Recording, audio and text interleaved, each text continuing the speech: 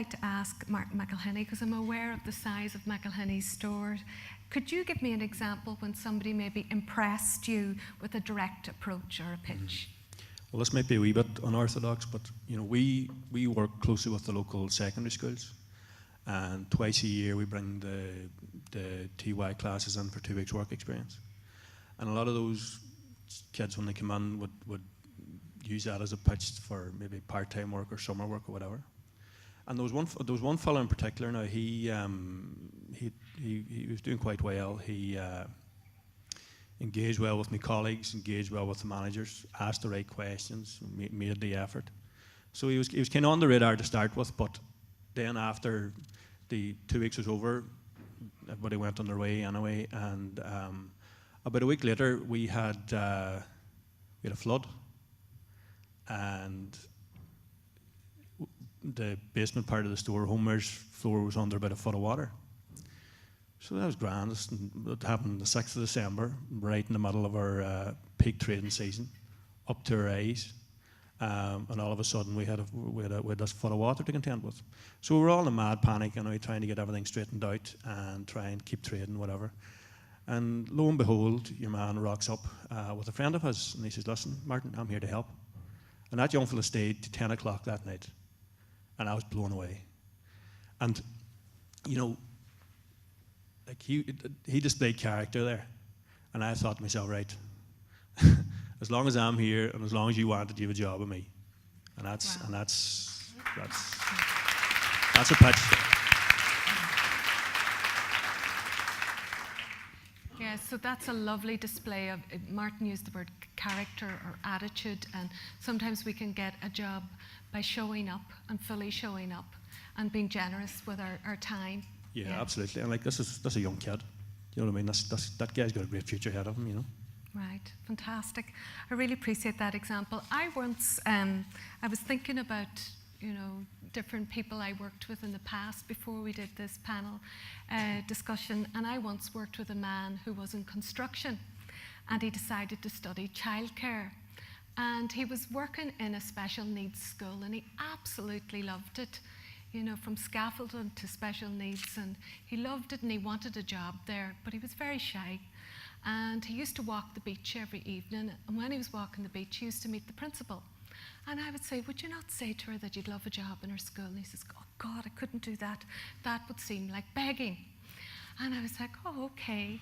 But he couldn't push past his feeling of awkwardness. Now I would say this is quite normal, but I would like to ask our panel here today, would you have any advice to people who feel a bit shy about networking or approaching employers?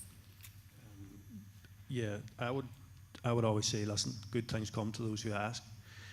You need to go out there and make it happen. And there's times that you're going to get knocked back, but that's all part of life, and there's nothing to be afraid of with that. What's the worst can happen? Now the main thing is never take it personally. Like, employers may have a very specific skill set that they're looking for, or a very specific person that they have in mind, and you might not fit that, but that doesn't have any that doesn't reflect on you as a person in any way, and that's just something you can have to bear in mind. But the main thing is just persevere and keep plugging. Okay, so good things come to those who ask. Fantastic. Yeah, and that's true. It does. I think we're a little bit different in the education sector, in the sense that if a job is advertised with us, you will normally see on the ad that canvassing will disqualify. Yes. However, to get around that, we would meet in school, or I would meet on a regular basis people who are looking for employment, be it SNA, clerical, or teachers. There's a lot of teachers out there who unfortunately haven't got full-time jobs yet, and they're looking for sub work, and we would be recruiting nearly 12 months of the year type of thing, through maternity leave, sick leave, so we're always looking for teachers. A lot of the time can't get one. But I like it when somebody could come in with a CV, and that's their network. That's where they're starting networking. They're coming into me with a CV, and I look at them, and you get a picture of a person very quickly when you're talking to them. Now, they're not canvassing that, but they're letting you know that I'm out there in the community, I have a CV, here it is, and I'm available to work. That, I don't consider that canvassing. And then I get an impression of that person. out in Lurgybrack, I don't know how many of you know it, but we're very bubbly, very lively staff. So I'm going to look at that person. God, you would fit in. Or you wouldn't fit in because. I don't want somebody who, you know, is going to come into the staff room and you're kind of dragging information. And they're not joining in the staff room atmosphere and with their colleagues. So you get that impression very quickly. And then when that person walks away, you always take a CV from somebody. You open that CV, that tells you a lot. This may sound terrible, but spelling and all of that in a CV for me, maybe it's the teacher in me, I don't know. But if I see the spelling isn't great, or if I see that the grammar is not good, I would say to everybody, if you're doing out a CV for a job, get somebody to go through it with you, just to make sure that it's the little things. For example, principal, like me, is ending with P-A-L. I always said to the children when I was in the teaching, remember the principal is your pal. Don't know whether that's true or not, but anyway, that taught them how to spell the word principal. But when you see it spelled with P-L-E at the end, so it's little things that you can be helped with, but they're the first impressions I get. That once I open that, and let your CV be very concise. Mm-hmm. Let me find the information I need very quickly on you. Lovely. I don't want to be going through reams of paper and saying, oh, did it say? Mm-hmm. And going back, and did it say? So you don't need massive reams. You just need a very concise, that I can see qualified, what experience, and that kind of information. Fantastic. So using the direct approach works. There'll be a big queue of people up Lurgybrack now tomorrow. You'll be sorry you said that. And of course, paying attention to detail and being friendly and bubbly and look like somebody that will fit in.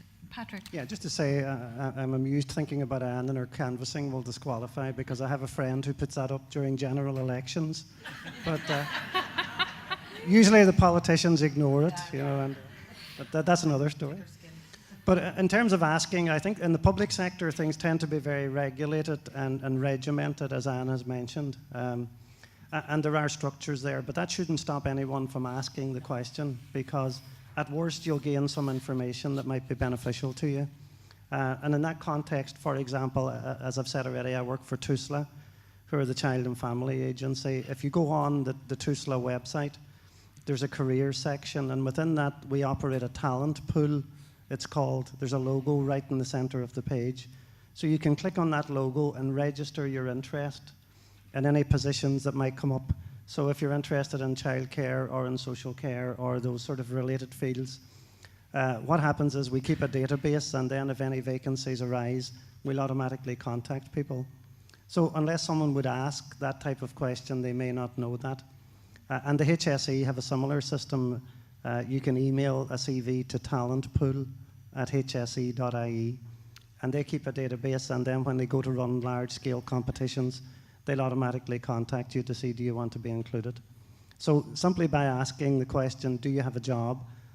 If someone were to ask me, I would have to say, well, no, there are very formal systems and procedures to follow, but this is a mechanism that you can access that system easily. Okay, thank you, Patrick. So therefore, I know many of you might like to work with the HSE, so that talent pool seems like a great idea. I'm going to move on now to the next stage of a job search process. It comes after networking, and that's the actual job application. Now, these days, it's huge competition for jobs, and I heard last year 70 to 80 people applied for SNA positions in Anne's school. And I remember back a few years ago, some of our healthcare and pre-nursing students were applying for care assistant positions in the HSE, and as many as 2,000 applied at that stage. So it's quite competitive. Now, the application form is the first stage of selection in a formal recruitment process. So as a HR specialist, Lynn, I'd like to ask you, what kind of evidence, attitude or experience would you be looking for at this stage? Well, first of all, there is absolutely no harm whenever you email requesting an application form to also ask, can you have a copy of a job description or a person specification? Now, a job description will detail all the duties that are involved in the role, and the person specification will detail what they're looking for in the person. So the going back to what someone mentioned there earlier, the competencies that the person has, strong IT skills, has VTech level 6 and whatever it might be. So if you get both those documents, if they're available, that's absolutely brilliant, because it gives you a foundation in order to base your application form on. So answer your questions, tailor your application form as much as you can to both the job description and person specification, but be genuine in what you put in as well. I was reading something there earlier in the week, and it was around application forms and CVs, and that in the US they estimate that 80% of people have fibs within their CV and within applications. And with every respect to those people, if you get to the interview stage, you more than likely will be caught out at some point. So, but in terms of the application, if you ask if there's a job description or person spec or both, and if there's not, go back to the actual advertisement that you've seen and base your application on that, okay? It's as well about it being organised, logical, and grammar and spelling are huge issues within applications and CVs. Okay, thank you, Lynn. So tailor it to the job, the grammar, the spelling, and so on, and to keep it true, keep it real. Now this brings me back to a wee story you told me, Jim, in Donegal Town about golfing. If you remember, you were telling me a story how a guy in Donegal Town put down that he was into golf on his CV. What I was saying, and if you're going into an interview, you try and sell yourself as best you can. Be honest, be yourself, be relaxed, be comfortable, and you'd be very surprised how easy it becomes. And if you can, whatever you're best at, if you can try and bring up that subject so you take up part of the interview so you're comfortable with it. But what I said to Anne is never ever try to bluff the interviewer, because they have their experience what to do, they've done it before, and they know all the pitfalls. The story I told Anne was of some guy that went in for an interview, and he had on his CV for his hobbies golf, and he obviously never played golf, because the interviewer asked him, "What's your handicap?" And he says, "Oh, I'm not handicapped." You know, so like, right away he'd lost it. You know, so you've got to be careful. The interviewers, they've been there before. Okay, so tell the truth is the moral story there. I'm interested too at this stage what rules people out or what rules people in. Maybe Patrick Murray, you could let me know in terms of how the HSE recruit, what would rule people in or out?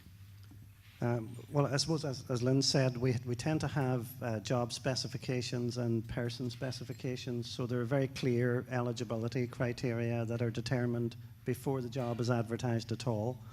In some cases, we employ a lot of professional people, so it may be that a professional qualification is required, such as a social work qualification, and it also, in certain areas like social work, like nursing, you're required to have professional registration, because there's a regulation and compliance element to the job.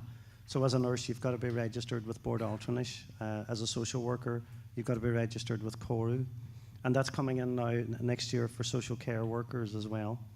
So there are key eligibility criteria that you've got to meet. If you don't have those qualifications, the chances are, in fact, you're guaranteed that you won't proceed to the next stage. So in some cases, it's very clear. It's very defined, and it's just black or white. Okay, thank you very much. Anne, would you like anything else to add on? It's the same for teaching our SNAs. You know, the criteria is very clear.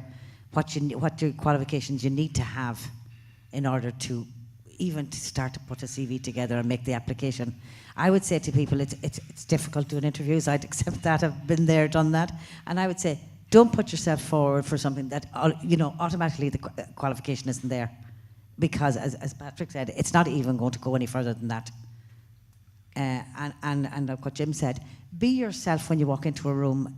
Somebody who comes in with an act, very quickly through an interview, you'll see that that's not the person. Just be very natural and know your stuff. you know what you're going in for. You're going in for with me, you're going in to be a teacher in the school, or you're going to be an SNA. Know the role of that, know what that role involves. And that's one of the questions you will be asked. What do you see your role as? Know what you see it. And don't go past what your role should be. Don't overstep that. I remember being at an interview one time and a teacher came in and it was for mainstream. But by the time the teacher was leaving the interview room, that teacher wasn't going to be mainstream. That teacher was, in their head, the principal. And it was shock horror, you know. So just know what your role should be and don't ever put forward ideas that would overstep that. That's what I would say. Okay, so it sounds like it's important to be clear, both with criteria and what you're going for and your eligibility.